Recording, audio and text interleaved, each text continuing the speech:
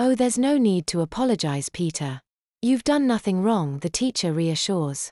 Their attention is drawn by a group of girls leaving and waving bye-bye specifically to Peter.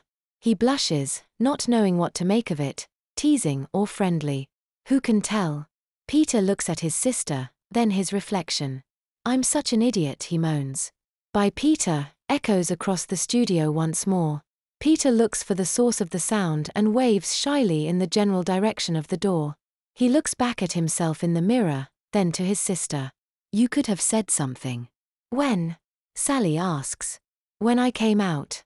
After a pause, she replies, I said you looked nice. But you could have said.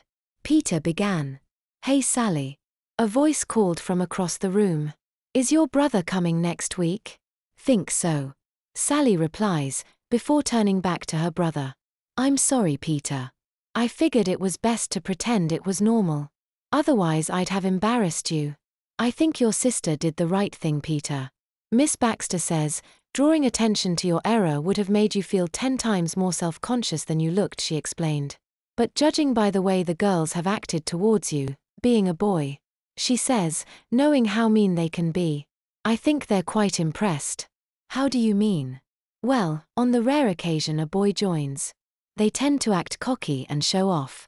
As if they're somehow better than the girls. You know what boys can be like. Peter listens and agrees. So far.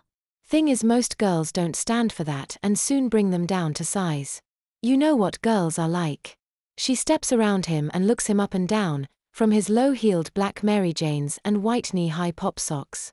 His pale white legs and short black circle skirt. His short-sleeved leotard and blonde moppy hair. I think by joining the class as you did and not being all boyish is the best thing you could have done. Miss Baxter tells him. Bye, Pete, another voice calls. See what I mean? The girls have already accepted you. Miss Baxter smiles. Although I'm sure you'd rather wear shorts next week, I think it would be wise to wear the leotard again. She smiles as she places her hands on his shoulders, hoping to reassure him. I think you should too. Sally says. You were worried that you wouldn't fit in and you don't look silly at all. I don't know. Peter sighed, looking down at himself again. I figured that boys don't come because they didn't want to wear a skirt. But when we were dancing, I kept looking at us all in the mirror and it just seemed right, he explained. But I just feel like an idiot now, he blushed.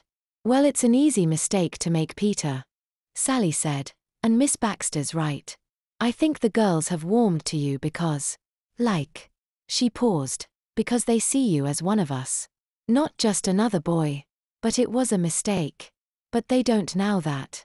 Sally replied. Your sister's right, Peter. As far as the others know, you decided to wear the same as them in order to fit in. And it seems to have worked. Miss Baxter explains. Now I can't tell you what to wear, she says, glancing down at his feminine attire once more. If you want to bring some shorts next week, that's fine. But there'll be a leotard and skirt waiting, then you can choose either way. She smiles. Now why don't you two run along? I'll see you both next week, I hope.